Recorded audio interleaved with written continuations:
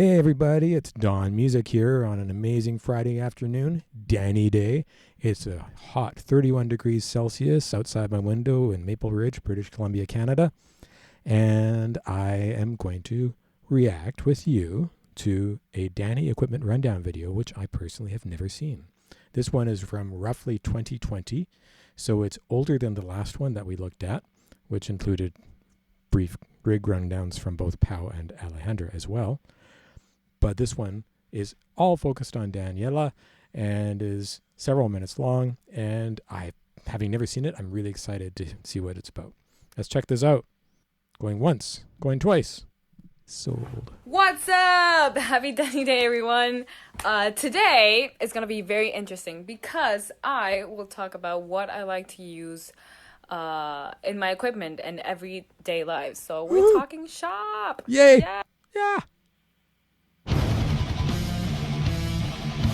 Nice. Yes, why so thick? I was wondering that too. Because it sounds awesome, okay? Yes, it gives the guitar a much more fuller tone, and I'm such a fan of that. So that's why it's so thick. And also, it has this little space where I can put my thumb more comfortably, and I get a far better grip, and it's not falling off of my fingers all the time. Cool. Well, at least less. But it's awesome. I really, really, really, really love this pick, and I really recommend it. But at the end of the day, it's what each and every one of us feels comfortable using. But this one is mine. So most picks are like this. All right, let's see if you can see that. It's a thin piece of plastic or nylon or Tortex or any other material that they decide to make it out of. And they work great for almost all of us. But that being said, Daniela's pick is awesome, and her tone is huge, and I think this is critical. She's right, though. It's up to every guitarist to choose what's right for them. I love the fact that it has the thumb hold, though, because I think for a lot of guitarists, that's a really important thing. For me, that would drive me nuts because I move my grip depending on how I'm playing. But for a lot of guitarists, that would be a really good design. Ever. This is great. Great. Now I want orange juice. Thanks, Dany.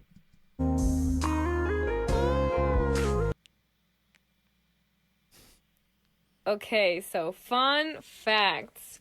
This Rockerberg 100 MK3 has been with me for a very, very long time, and it's my go-to sound when I rehearse.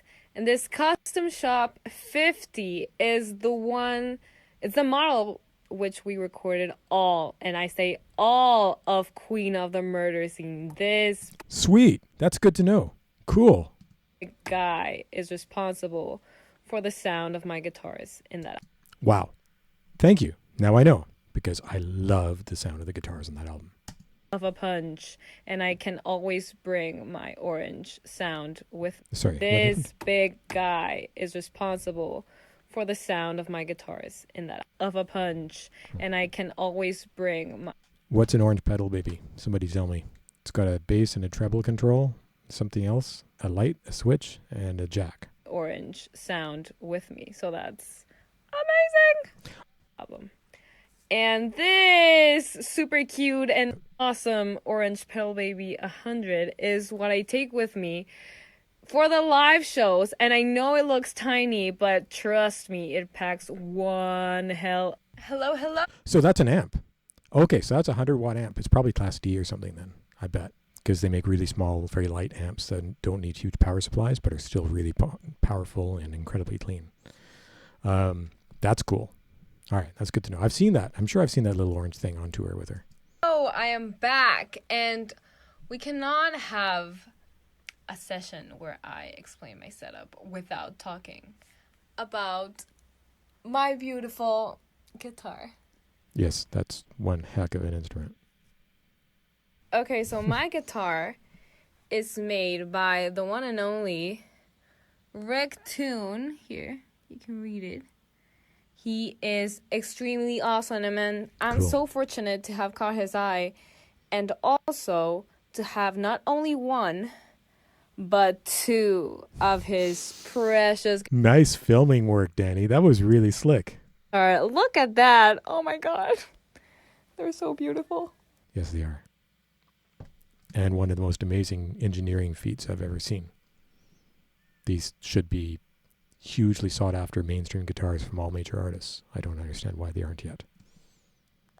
Okay, now we talk pickups. Both of my guitars have exclusive, Raccoon designed pickups. Really? He's not using Seymour's or DiMarzio's? That's pretty amazing.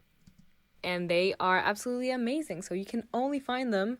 Now, one of the things that made me absolutely fall in love with these guitars, which, as if you haven't noticed by now, I do. I absolutely love them. Is that they have a lot of versatility in tone and how you can use them. Each, click of the knob changes drastically in the sound that you want to. Okay. The knobs click? That's cool. So they're actual switches, not just a tone cutoff. That's really cool. I wish whoever edited this hadn't cut off the last couple words of every single phrase that she says. But, I'm being picky.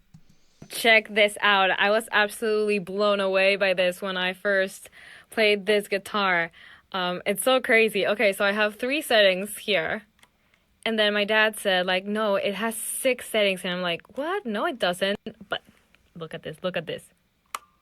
Oh! Sweet. Oh my God. Yes, you have 6 settings and you can go from single coil, which is this one, to humbucker. Oh, nice. And that's such a slick way to do it. That is so much more slick than a separate switch and trying to remember everything. Trust me, I've had the separate switches. They're not as fun to use as that. Oh, that's mind-blowing. Oh. I want that. But we're not done. Wait a second.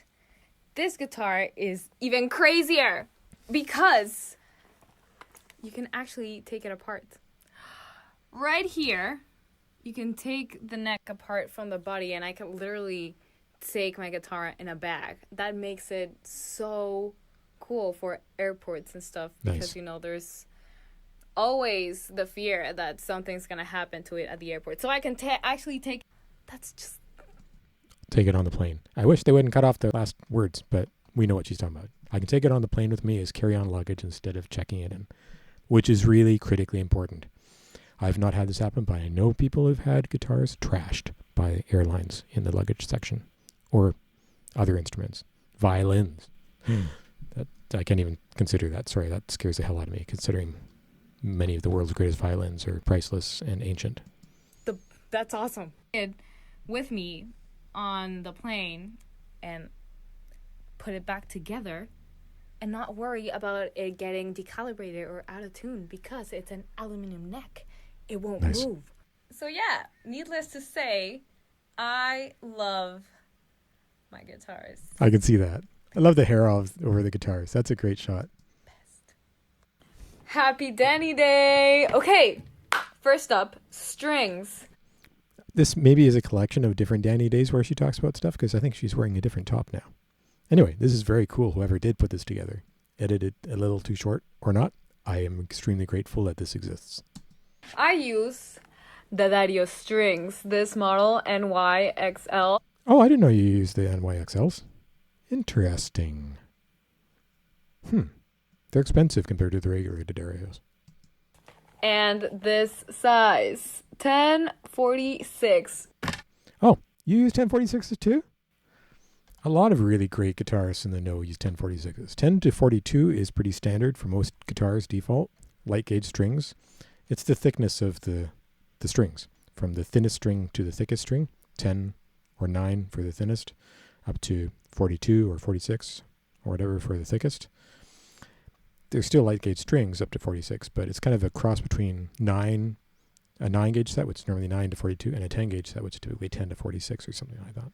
So 9 to 46 is a great compromise. You get more of that oomph from the bottom end, but you get really thin strings for the light, airy stuff up high, which makes it just easier to navigate the guitar and the solos. Oh my God. Strings. I really, really love them. They are very, how can I say this? Strong strings. Yes. and they last for a long, long while. And if these last a long, long while, okay, so these are the same strings. They are just the extended life edition. So Wow. I didn't know these existed. these are gonna last even more. I haven't tried these yet. These are my next experiment, so I'm very, very excited to try them out and see what happens. They're the same size. Um, but yeah, this is cool. Very cool. I agree. I get excited about guitar strings also, Dany. It's just a guitarist thing. In-ears. I understand what it says. In-ears power couple. Cool. Oh, good. I want to hear more about this. Presenting my in-ear monitors. Look at them. They're so amazing. I Yeah, those are nice ones. I have really crappy cheap ones that don't work very well. really love them. I asked for the little, the warning. Oh, yeah, they've got the logo. Nice work. Lightning bolt. They're awesome. You know, if you're going to spend several $100s on in-ears, like we're talking closer to $1,000, might as well get the logo on it. Okay, and look. It even says my name and everything. This Oh, nice. is the model. Handcrafted for Daniela Villarreal. Wow. Talk about making it big time. The monitors that I use, and they're awesome. Although that being said, a lot of really good high-end in-ears are molded to your ears. They are designed to fit you exactly. So, I mean, it's not that shocking, but the fact that it says a lot and has a lightning bolt on it, that's kind of next level. Look. It fits my ear perfectly. Awesome. And you know what's great about these specific monitors is that, this little valve right here releases the pressure going inside my ear and actually lets me hear better what's going out Cool. outside without compromising the sound that's actually coming in my in ear. So this is absolutely amazing. Okay, this helps me to hear, the crowd in a live show without, losing focus on the things that I'm hearing inside. That's awesome. Now, you may be asking yourselves, Dany, what do you actually listen through your in-ear monitors on a live show? Okay, so Pao sends a lot of stuff through the computer, as she, said last weekend. And she normally sends me the click track so I can be, paired up with the rest of the elements inside the song. And Well said. I normally want to hear a lot of my voice. Yeah, all singers need to. It's critical to be singing well, hear all the soft stuff as well, and sing really in tune and be confident with it. My guitar, of course. I asked for Alize's, my sister's voices. I'm the one who has the most elements in my in-ear monitor because I really want to hear everything that's going on. And I also asked for the kick drum occasionally. Oh, that's interesting. Cool. It depends on the venue, but yeah. What do you guys think? You like that one? I like that one. All right. I'm going to post this, and then let's do another video. Like, subscribe, comment, rock and roll.